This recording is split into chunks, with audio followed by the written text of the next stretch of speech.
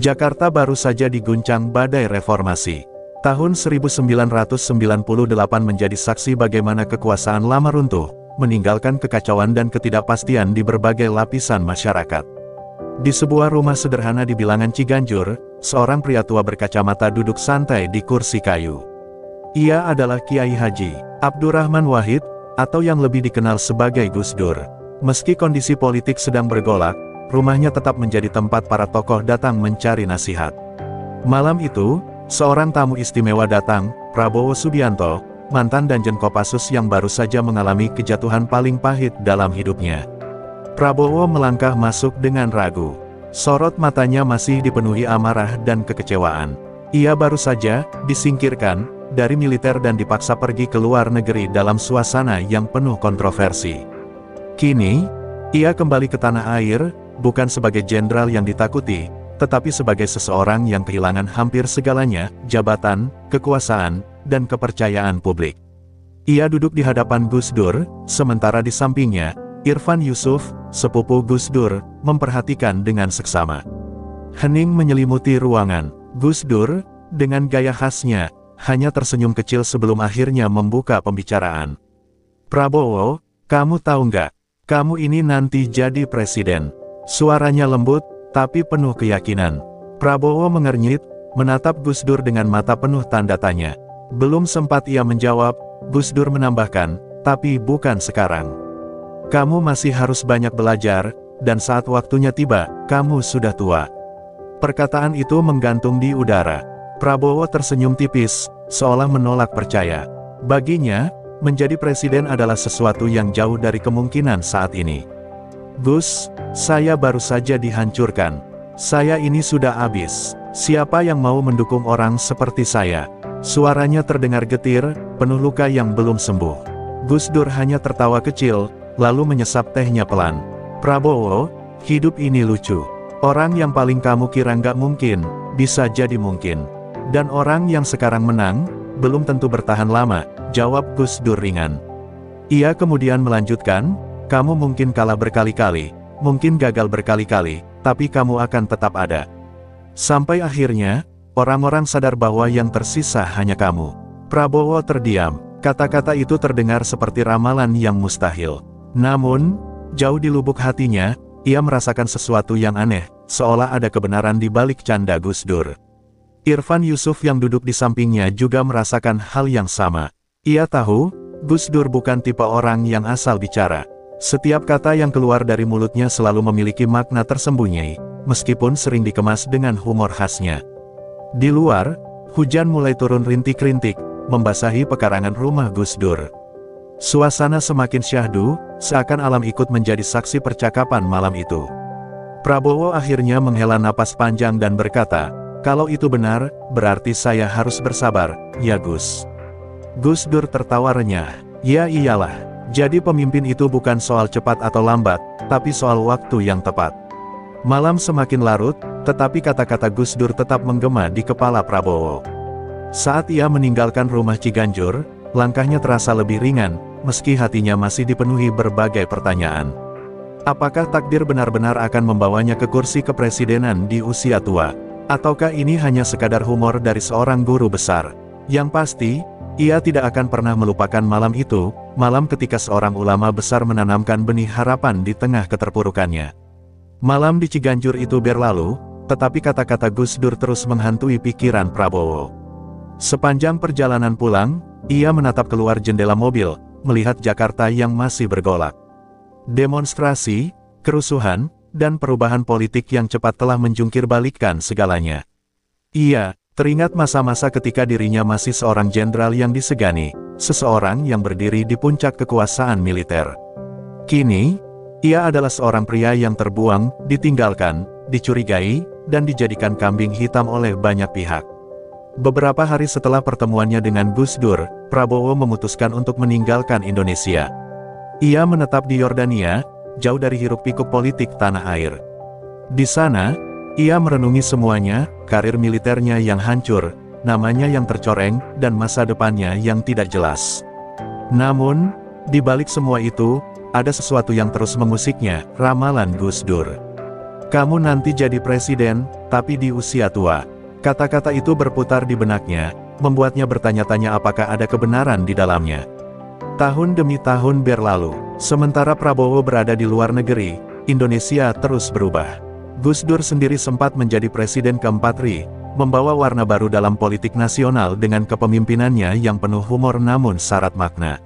Namun, kekuasaannya tak bertahan lama. Pada tahun 2001, ia dilengsarkan melalui sidang istimewa MPR. Kejadian itu mengguncang banyak orang, termasuk Prabowo, yang melihat bagaimana seseorang seperti Gus Dur pun bisa jatuh dari tampuk kekuasaan. Di pengasingannya, Prabowo tidak tinggal diam. Ia memanfaatkan waktu untuk membangun kembali jejaringnya, memperkuat hubungan dengan berbagai tokoh internasional, dan yang terpenting, belajar dari kegagalannya. Ia sadar bahwa jika ingin kembali ke Indonesia dan memiliki peran dalam politik, ia harus berubah. Ia tak bisa hanya mengandalkan kekuatan dan ketegasan ala militer. Ia harus memahami strategi, membaca arah politik, dan yang terpenting, mendapatkan kepercayaan rakyat yang telah lama mencurigainya. Tahun 2008 menjadi titik balik. Prabowo kembali ke Indonesia dan mendirikan Partai Gerindra, sebuah kendaraan politik yang ia bangun dari nol. Banyak yang meragukan langkahnya, menganggapnya sebagai seseorang dari masa lalu yang tak lagi relevan dengan politik modern. Namun, Prabowo tak gentar. Ia ingat kata-kata Gus Dur, jadi pemimpin itu bukan soal cepat atau lambat, tapi soal waktu yang tepat. Dan ia percaya, jika ingin menjadi pemimpin, maka ia harus bersiap sejak sekarang. Pemilu 2009 menjadi ujian pertamanya. Prabowo maju sebagai calon wakil presiden mendampingi Megawati Soekarnoputri, tetapi mereka kalah dari pasangan Susilo Bambang Yudhoyono dan Budiono. Kekalahan itu menyakitkan, tetapi Prabowo tidak menyerah. Ia mulai memahami permainan politik, bahwa kemenangan tidak datang dalam sekali percobaan, bahwa rakyat butuh waktu untuk percaya, dan bahwa kesabaran adalah kunci. Di suatu malam, setelah hasil pemilu diumumkan, Prabowo duduk sendirian di kantornya. Ia membuka lembaran catatan lama dan menuliskan sesuatu, gagal sekali bukan berarti gagal selamanya. Gus Dur pernah bilang, waktuku akan datang. Mungkin bukan hari ini, tapi aku harus tetap bertahan. Di luar sana, angin malam berhembus pelan. Perjalanan politiknya baru saja dimulai. Dan meskipun jalan di depannya masih panjang dan terjal, ia kini yakin pada satu hal, bahwa takdirnya belum selesai dituliskan. Prabowo duduk di dalam ruangannya, menatap selembar kertas berisi hasil hitung cepat Pilpres 2014. Angkanya jelas menunjukkan kekalahannya. Ia telah bertarung habis-habisan melawan Joko Widodo, sosok yang lebih sederhana, lebih dekat dengan rakyat, dan lebih mudah diterima oleh banyak kalangan. Ini adalah kekalahan yang pahit, tetapi bukan yang pertama. Sejak 2009, ia telah mencoba berbagai cara untuk meraih kekuasaan, tetapi hasilnya tetap sama, kegagalan. Ia menghela napas panjang. Sejak pulang dari pengasingan dan mendirikan Partai Gerindra, ia telah melakukan segalanya untuk mengembalikan namanya. Ia turun ke desa-desa, berbicara dengan petani, nelayan, buruh, dan anak-anak muda yang menginginkan perubahan. Ia berpidato lantang, menjanjikan kedaulatan bangsa, ekonomi yang kuat, dan militer yang disegani. Tapi tetap saja, rakyat lebih memilih Jokowi. Di tengah rasa kecewa yang menggunung, Prabowo teringat kembali malam itu di Ciganjur. Kamu nanti jadi presiden, tapi di usia tua. Gus Dur sudah meramalkan ini sejak lama. Apakah ini yang dimaksud? Bahwa ia akan terus kalah sampai usianya semakin senja. Tahun demi tahun berlalu. Pada 2019, Prabowo kembali maju melawan Jokowi. Ia merasa lebih siap, lebih matang, dan lebih percaya diri. Ia berpikir kali ini adalah gilirannya. Namun, takdir berkata lain. Hasil Pilpres kembali tidak berpihak padanya. Untuk kedua kalinya, ia kalah dari orang yang sama. Kekalahan ini berbeda dari sebelumnya. Ini bukan sekadar kehilangan suara, tetapi juga kehilangan harapan. Para pendukungnya mulai lelah. Orang-orang di sekitarnya mulai bertanya, apa Prabowo masih akan terus maju? Apa dia tidak sadar bahwa rakyat mungkin tidak menginginkannya? Bahkan dirinya sendiri mulai ragu. Namun, di saat banyak orang mengira Prabowo akan menyerah, ia justru mengambil langkah mengejutkan, bergabung dengan pemerintahan Jokowi sebagai Menteri Pertahanan. Keputusan ini membuat pendukungnya terpecah. Ada yang kecewa, merasa bahwa ia telah berkhianat kepada perjuangannya sendiri. Tapi ada juga yang mengerti, bahwa ini adalah bagian dari strategi yang lebih besar. Irfan Yusuf, yang masih mengingat jelas percakapan malam itu di Ciganjur, mengamati langkah politik Prabowo dengan penuh haru. Dalam hati, ia bergumam, ini bukan akhir. Ini hanya bagian dari jalan panjang menuju ramalan itu. Meskipun tampaknya telah menerima peran barunya, di dalam hati Prabowo masih ada bara yang belum padam. Ia tahu, jika ada satu pelajaran yang bisa ia petik dari hidupnya, itu adalah kesabaran. Ia tidak akan menyerah, ia hanya sedang menunggu waktu yang tepat. Tahun 2024 tiba. Usia Prabowo kini telah mencapai 72 tahun, usia yang di masa muda tak pernah ia bayangkan masih akan dipenuhi pertarungan politik. Namun, di balik semua kekalahan dan penantian panjang, satu hal kini menjadi jelas, ia adalah sosok yang bertahan. Satu persatu lawan politiknya telah menghilang dari panggung utama.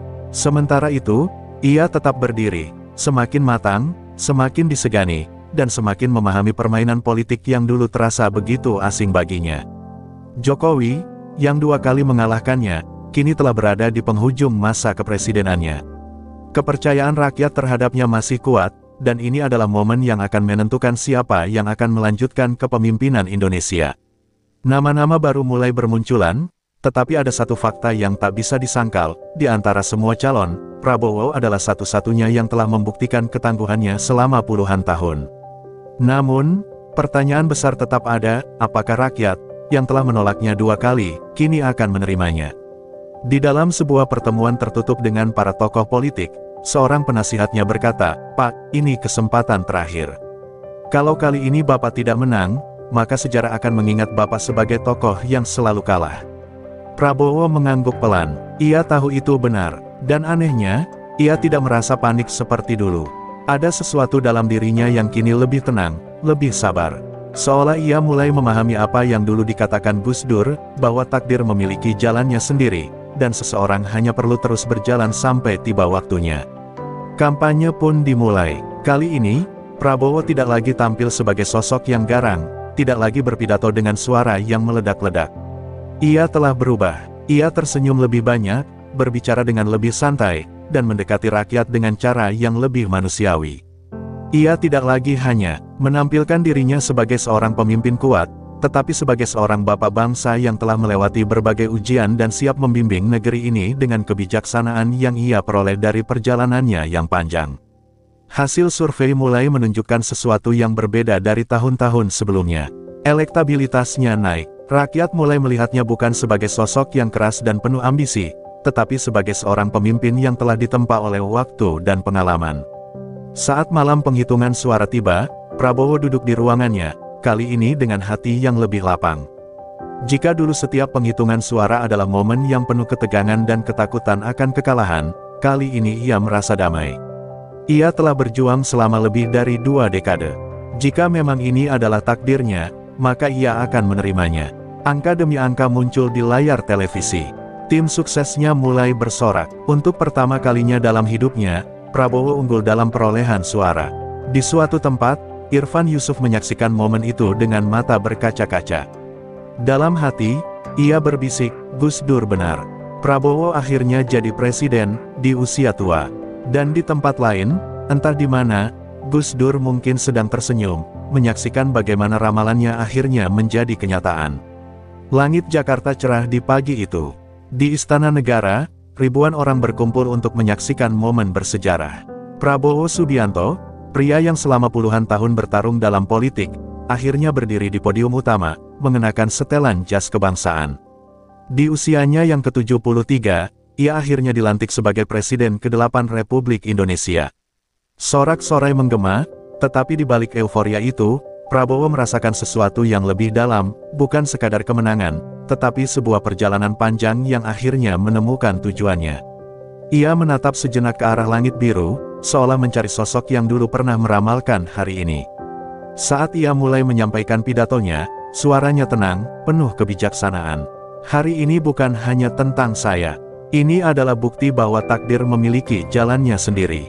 Kadang, kita harus menunggu lebih lama, berjuang lebih keras, dan melewati banyak kegagalan sebelum akhirnya kita sampai di tujuan.